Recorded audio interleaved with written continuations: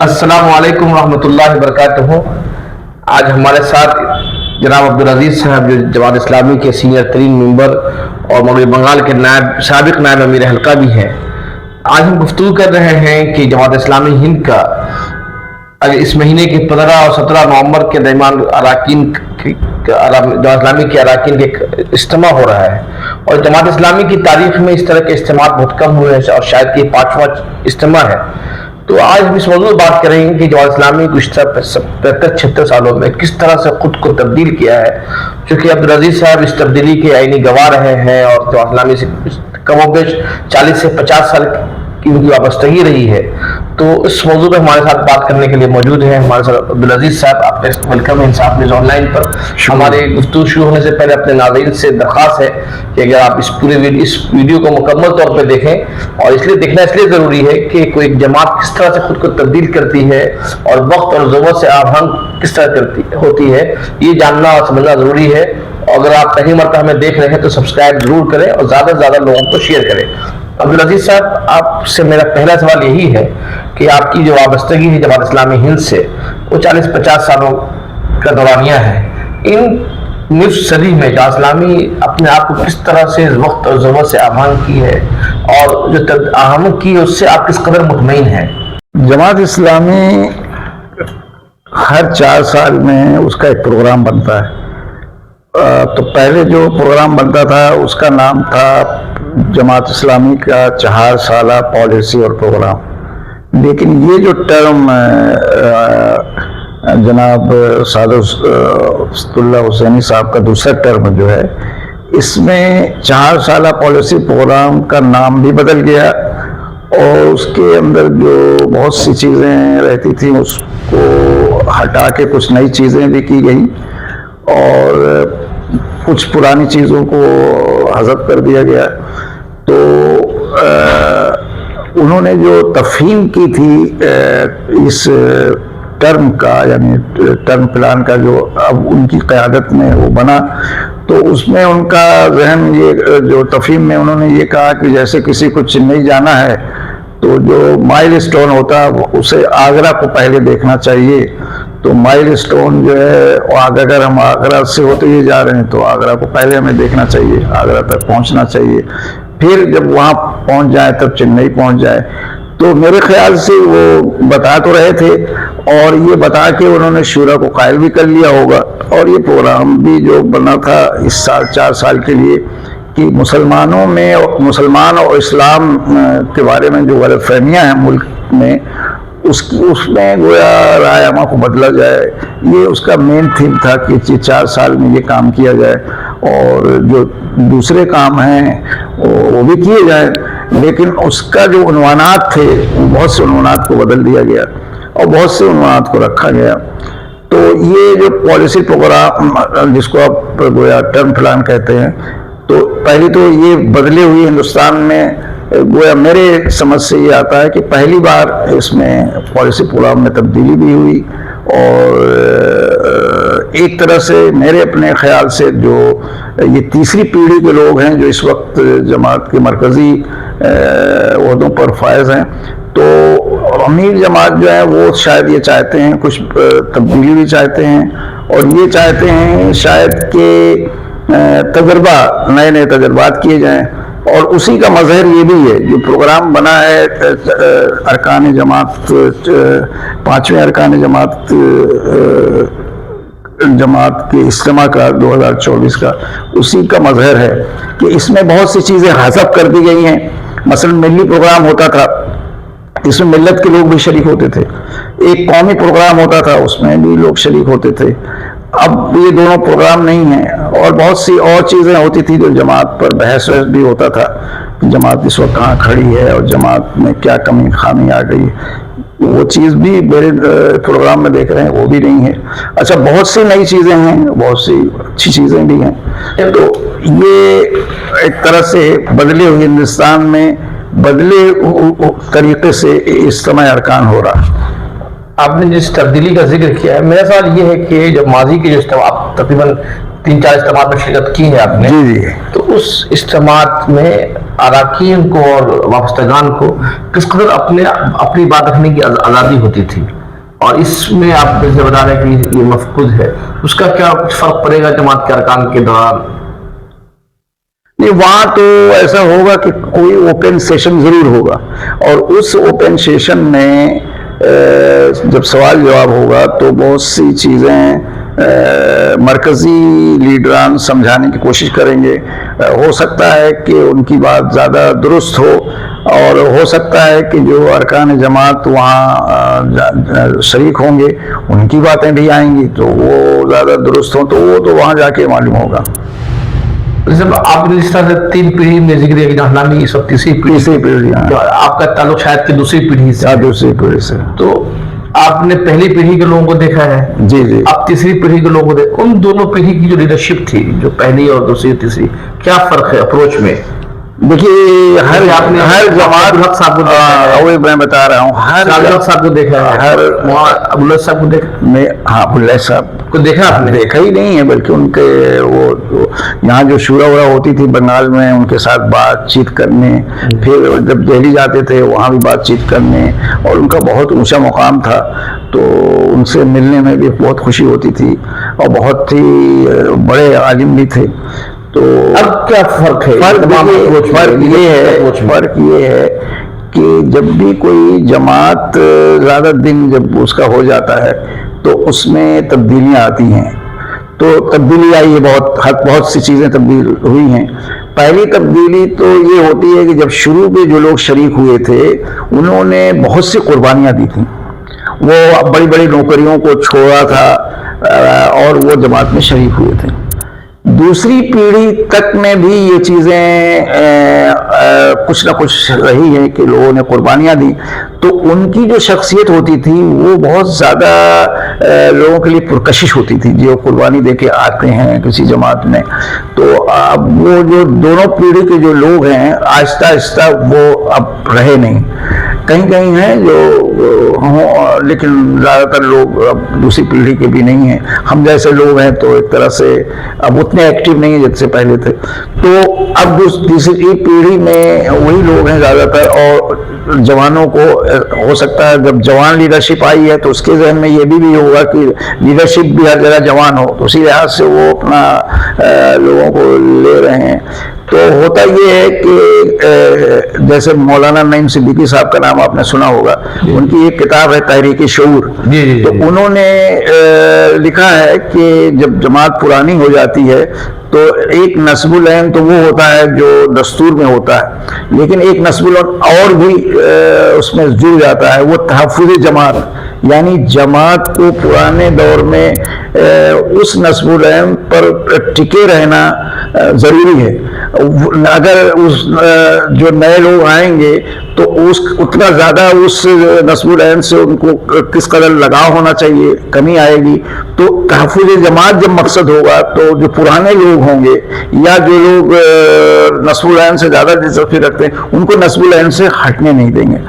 دوسری جو اہم بات ہے، جماعت کا جو لٹریچر ہے وہ اتنا اس کی اوسط اتنی زبردست ہے، اور خاص طور مولانا مودودی کی جو کتابیں ہیں یا ان کی جو تحریر ہے یا ان کی جو تقریریں ہیں وہ زیادہ نصب العین سے ہو سکتا ہے 10% 5% میں کمی آ جائیں، لیکن زیادہ تر لوگ اس سے چمٹے رہنے کی کوشش کریں گے. اس کی وجہ یہ ہے کہ وہی پڑھ کے وہ لوگ آئے ہیں، زیادہ تر لوگ مولانا مودودی کی کتابیں پڑھ کے زیادہ تر لوگ آئے ہیں، انہی کتابوں سے وہ متاثر ہوئے ہیں اور وہ جماعت کے بانی ہیں. تو ابھی آسان نہیں ہے کہ بہت زیادہ تبدیلی آ جائے، ایسی چیز نہیں. دوسری جو اس پہ لٹریچر میں جو بات ملتی ہے قرآن شریف سے بھی جو ثابت ہوتا ہے کہ جو لوگ پیغمبر رہے ہیں ان میں سے کوئی ایسا پیغمبر نہیں جن کا ذکر قرآن شریف میں ہے کہ جو سسٹم ہے غیر اسلامی سسٹم اس سے کسی پیغمبر نے کمپرومائز نہیں کیا ہے. تو ایک تو یہ بہت بڑی دلیل ملتی ہے کہ وہ اپنے نظام کے ساتھ کو لانا چاہتے تھے دنیا کو، یا دنیا کے دوسرے سسٹم کو بدلنا چاہتے تھے. تو جو تحریکیں پوری دنیا میں چل رہی ہیں وہ تحریک اسلامی کے لوگ بھی حالات سے کہیں کہیں شاید ہی کمپرومائز کیے ہیں، لیکن ایسی کوئی چیز نہیں ملتی ہے جنہوں نے کمپرومائز کیا. جیسے 3 حصے ہو گئے ہیں جماعت اسلامی کے، خاص طور پہ اور جگہوں میں بھی ہے، لیکن ان 3 حصوں میں بھی دیکھا جائے تو کہیں کمپرومائز کرتے ہوئے نظر نہیں آتا. جہاں تک میں سمجھتا ہوں ہندوستان میں کچھ زیادہ حالات، حالانکہ وہاں زیادہ خراب تھے، بنگلہ دیش میں بھی بہت خراب، پاکستان میں جتنا جیل میں لوگ گئے، جتنا ستایا گیا وہاں، اتنا یہاں نہیں ستایا گیا ہے. جس کہ مولانا مودودی کہتے بھی تھے کہ یہ جو تحریک چل رہی ہے تو جب یہ مسلم ملکوں میں چلے گی تو وہاں 10 کوڑے ملیں گے، اور جہاں غیر مسلم ملک نہیں ہوگا، جہاں غیر مسلم ملک ہوگا وہاں 5 کوڑے ملیں گے. یعنی مسلم اس کو زیادہ پسند نہیں کریں گے، اپنے لیے نقصان دہ سمجھیں گے. تو یہاں اب جو 2014 سے جو تبدیلی ہوئی ہے تو اس میں ظاہر ہے کہ بہت لوگوں کے اندر بہت سی بے چینیاں ہوں گی کہ یہ کیا ہوگا کیا نہیں ہوگا، تو اس طرح بہت کچھ سوچ میں فرق پیدا ہو سکتا ہے. عزیز صاحب، میں نے ابھی حال ہی میں ایک پاکستان کے وہ سینئر جرنلسٹ ہیں سہیل ورائچ، انہوں نے ایک انٹرویو لیا مولانا مودودی کے صاحبزادگان سے. ہاں، وہ میں نے دیکھا ہے. اس انٹرویو میں مولانا مودودی کے ایک صاحبزادے بتاتے ہیں کہ جب ضیاء کا دور آیا تو مولانا مودودی بذات خود ضیاء کے سپورٹ حمایت کرنے کے قائل نہیں تھے، اور اس وقت جماعت کی جو وہاں پاکستانی جماعت اسلامی پاکستان جو لیڈرشپ تھی میاں طفیل صاحب کے ہاتھ میں تھی، اور جو اراکین تھے انہوں نے ضیاء کی حمایت کیا. تو سوال انہوں نے سہیل ورائچ نے پوچھا ان سے، مولانا کے صاحبزادے سے، کہ کیا اسلامی مولانا مودودی کی بات کو نہیں مانتے تھے؟ یہ سوال تھا. اس کے جواب میں وہ بولتے ہیں کہ نہیں، آپ نے جواب کیا، دستور نہیں پڑھا ہے. دستور میں امیر جماعت کے بہت زیادہ اختیارات ہیں، اور مولانا مودودی چونکہ جب امارت سے رسمدار ہو چکے تھے تو مولانا مودودی ایک عام رکن کی حیثیت سے تھے، اس لیے ان کی اہمیت تو پھر تو جو جماعت کا جو جمہوریت ہے، رائے عامہ ہے، جو احترام کرنے کی روایت وہاں سے شروع ہوئی ہے، کیا اس روایت کا عکس اب موجودہ جماعت میں پائی جاتی ہے کہ نہیں پائی جاتی ہے؟ پہلے تو میں وہاں کی بات بتا دوں جہاں کا آپ ذکر کر رہے ہیں. وہاں مولانا مودودی جو جماعت گویا قائم کی تھی، تو وہ جماعت میں جو شورائیت تھی وہ اس قدر زیادہ تھی کہ مولانا مودودی جب شورا میں ہوتے بھی تھے امیر جماعت کی حیثیت سے تو بہت آخر میں بولتے تھے. اور ایک ہی جگہ جب ایک جگہ ایسا آیا تھا کہ کئی لوگ بہت زیادہ سیاست میں آنے سے دوری اختیار کرتے تھے، جس سے مولانا امین حسن اصلاحی ہیں، ڈاکٹر اسرار احمد ہیں، تو اس وقت مولانا مودودی نے سب کو بولنے دیا، اور وہ خود 6 گھنٹے کی ان کی تقریر ہے کہ یہ جو سیاست ہے اس سے دوری صحیح نہیں ہوگا، اس کو ثابت کرنے کے لیے اور جمہوریت سے قریب رہنا ہوگا. انہوں نے 6 گھنٹے کی تقریر کی اور جماعت کے آئندہ رائے عمل پر گفتگو کی. تو اس میں 3% تو لوگ نکلے، یعنی 10-15 لوگ، اس وقت زیادہ لوگ نکلے نہیں، 10-15 لوگ نکلے. تو شورائیت جماعت میں بہت تھی. جب شورا اکثریت سے 2 ہی طریقے تھے فیصلہ کرنے کے لیے، آج بھی وہی 2 ہی طریقے ہیں. ایک اتفاق رائے سے کوشش ہوتی تھی، اور اتفاق رائے سے اگر فیصلہ نہیں ہو سکتا تھا تو اکثریت کی رائے. ظاہر ہے کہ اگر مولانا مودودی یا امیر جماعت جو بھی ہوتا ہے اس کا ایک ہی ووٹ ہوتا ہے، جب دونوں طرف برابر ووٹ ہوتا ہے تب اس کا 2 ووٹ ہو جاتا ہے. تو کوئی بہت بڑے اختیارات نہیں ہیں فیصلے میں. گویا ایک طرح سے شورا کے اختیار بہت ہیں، چھوٹے موٹے جو فیصلے ہوتے ہیں وہ امیر جماعت کرتے رہتے ہیں. تو یہاں جو ہے یہی وجہ ہے کہ یہاں بھی جو شورا فیصلہ کر لیتی ہے اس پر پوری جماعت آمنا صدقنا کر دیتی ہے، اگرچہ وہ فیصلے کو ناپسند بھی کرے. اور جماعت کی تربیت بھی اس طرح ہوئی ہے کہ آپ فیصلے میں یعنی شورا میں شریک ہیں، آپ آبجیکشن بھی کر رہے ہیں، آپ پسند بھی نہیں کرتے ہیں، لیکن جب فیصلہ ہو جائے تو آپ کو اس فیصلے سے خلاف نہیں جانا ہے. یہ تربیت ہوئی ہے اور اس تربیت پہ ابھی جماعت چل رہی ہے. دوسری بات یہ جو بہت اہم ہے کہ جماعت کی جو لٹریچر ہے وہ اس سے یہ ثابت ہوتا ہے قرآن حدیث کے ذریعے کہ جماعت کا جو فیصلہ ہوتا ہے اس کی پشت پر خدا کا ہاتھ ہوتا ہے. تو اس کا بھی اثر تو اس کو بھی جماعت کے اندر یہ چیز بھی پینٹریٹ کر گئی ہے کہ گویا یہ ہونا چاہیے کہ جماعت کا جو فیصلہ ہو اس کو ماننا چاہیے. اب میرا آخری سوال ہے طویل گفتگو جماعت کے اساس پہ. جماعت اسلامی کا جو بنیادی مقاصد ہے اقامت دین اور دینی ماحول قائم کرنا، نوجوانوں کی تربیت، جی، یہ جو بنیاد کیا موجودہ جماعت اسلامی اس اپنے بنیادی مقاصد پر توجہ مرکوز کیے ہوئے ہے، یا پھر سیاست کی یہ ملک کی موجودہ حالات کی سے اثر انداز ہو رہی ہے؟ کیونکہ آپ نے جیسے جب نے اس میں جو پروگرام آپ نے دکھلایا ہے اس پروگرام میں اقامت دین میں کوئی موضوع نہیں ہے بات چیت کی. یہ بات میری نظر سے نہیں گزری کہ پالیسی جو پروگرام ہے اس میں اقامت دین کا کوئی موضوع نہیں ہے.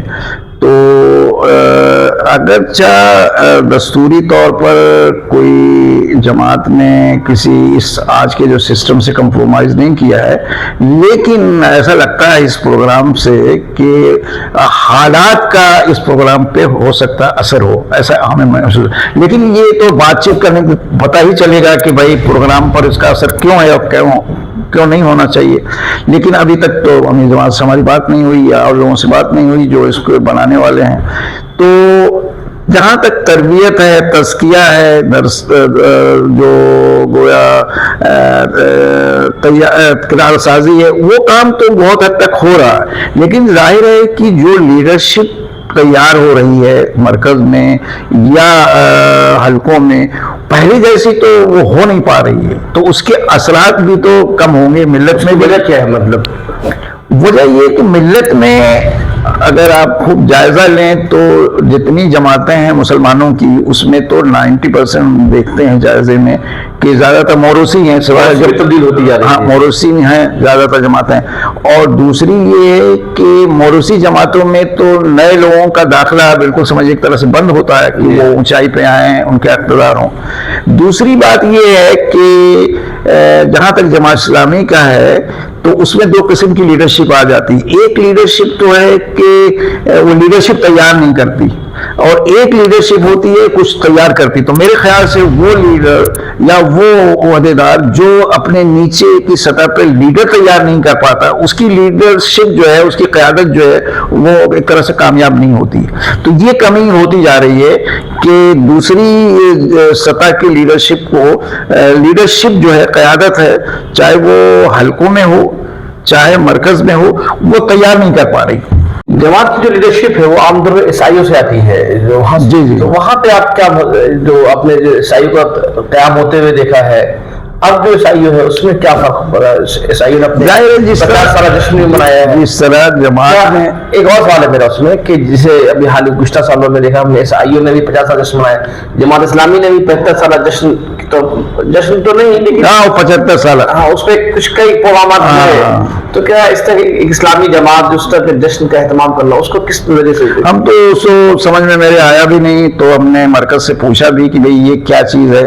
تو پتہ یہ چلا کہ یہ شورا نے فیصلہ نہیں کیا ہے، یہ فیصلہ وہاں کی جو شعبہ تنظیم ہے اس نے کیا، اور امیر جماعت نے اس کو یس کر دیا، جس کی وجہ سے وہ ہو گیا. ورنہ اس طرح تحریک اسلامی میں 75 سالہ جشن یا اس طرح کی چیز بہت زیادہ اچھی نظر نہیں آتی. اور عیسائیوں میں کیا فرق ہے؟ عیسائیوں میں بھی وہی جو جماعت کے اندر بہت حد تک تبدیلی آئی ہے، اسی قسم کی تبدیلی عیسائیوں میں بھی ہے. اور ظاہر ہے کہ وہیں سے جب آتے ہیں تو ایک وقت تھا کہ عیسائیوں کے بہت کم لڑکے عہدے پر ہوتے تھے. صرف جعفر صاحب عیسائیوں سے آئے تھے، لیکن جعفر صاحب نے وہ تمام چیزیں تھیں جو پرانے لوگوں میں قربانی دینے کی یا بزرگوں کی جو ایک حیثیت ہوتی ہے، جو شخصیت ہوتی ہے، وہ ساری چیزیں ان میں تھیں. اور جماعت سے ان کی جو معلومات تھی وہ بہت اچھی تھی. ایک ہوتا نا قائد ہوا، لیکن جماعت کے ایک ایک فرض سے واقفی ہو، جماعت کے پالیسی سے اچھی طرح واقف ہو، اس کی ڈسپلن سے واقف ہو، اس کی رودات سے واقف ہو، اس کے فیصلوں سے واقف ہو. تو یہ سب چیزیں ان میں تھیں، ان میں ہیں اور تھیں ہمارے جعفر صاحب میں. وہ آہستہ آہستہ کم ہوگی. مولانا نصرت علی صاحب میں تھیں، وہ بھی اب نہیں رہے. تو اس طرح کمیاں ہوتی رہتی ہیں کہ جو جماعت کے ایک ایک فرد کو جانے، ایک ایک رکن کو جانے، ایک ایک رکن سے کام لینے کی کوشش کرے، یہ کمی آ گئی ہے آہستہ آہستہ. اچھا، یہ آخری سوال ہے آپ سے کہ آپ جو جماعت میں شرکت کریں اجتماع میں، تو ایک دوسری نسل کے ہونے کی حیثیت سے اپنے تیسری اور چوتھی نسل کو کیا نصیحت کریں گے اگر موقع ملا آپ کو بات کرنے کی؟ تو یہ تو لوٹ پیچھے کی طرف ہے، گردش ایام تو پھر دکھا دے وہی صبح شام، تو ہم تو یہی نصیحت کریں گے کہ ظاہر ہے جیسے مولانا علی میاں رحمۃ اللہ علیہ ایک بات کہا کرتے تھے کہ اگر ہم سے کوئی پوچھے تو میں تو ملت کو کہوں گا اتنے پیچھے جاؤ، اتنے پیچھے جاؤ کہ جو صحابہ کا دورہ ہے اس میں پہنچ جاؤ. تو میں بھی یہی نصیحت جو مولانا علی میاں نے ملت کو کیا ہے، یہی نصیحت ہم آج کے نوجوانوں سے کہیں گے، اور جو جماعت میں نوجوان شامل ہیں ان سے بھی، کہ پیچھے کو دیکھنا بہت ضروری ہے، اور ماضی سے قطع تعلق کرنا بہت کسی بھی جماعت کے لیے نقصان دہ ہے، اس لیے کہ مثالی لوگ جو ہوتے ہیں وہی لوگ متاثر کرتے ہیں، مثالی شخصیتیں متاثر کرتی ہیں، اور انہی پر ان کا تقدس کی پرچھائی بھی ان میں ہوتی ہے، تو وہ مرشد بھی ہوتے ہیں، مربی بھی ہوتے ہیں. تو نئے لوگوں سے تو میری یہ ہے کہ ان کے اندر بھی پرانے لوگوں کی شخصیت کو پڑھنا چاہیے، ان کی سیرت کو پڑھنا چاہیے، اور خاص طور پہ صحابہ کرام کے دور کا جائزہ لینا چاہیے، سمجھنا چاہیے، ان کی سیرتیں پڑھنا چاہیے. اور حضرت محمد صلی اللہ علیہ وسلم کی سیرت تو پڑھنا ناگزیر ہے اگر جماعت سے تعلق رکھا جائے، تو اسی تو انہی کے ساتھ ساتھ جو جماعت سے لگے ہیں مولانا مودودی سے لے کر اس کے بعد، ان کی سیرت کا بھی مطالعہ ضروری ہے اور رودات کا بھی مطالعہ ضروری ہے. بہت بہت شکریہ آپ کا. دراصل اس موضوع پہ عام طور پہ انٹرویو نہیں ہوتے ہیں. میرا ایک ہی مقصد تھا کہ ایک دینی جماعت کس طرح سے ملک میں کام کرتی ہے اور خود اپنے آپ کو تبدیل کر رہی ہے، اور کیا یہ تبدیلی کس قدر کارگر ہے، اور ماضی سے رشتہ قائم کر رکھنا کتنا ضروری ہے. جماعتوں کو وقت اور زور سے آبھنگ ہونا ضروری ہے، لیکن ساتھ ساتھ ماضی سے بھی تعلق قائم رکھنا بھی ضروری ہے. انہی لفظوں کے ساتھ آپ سب کا بہت بہت شکریہ.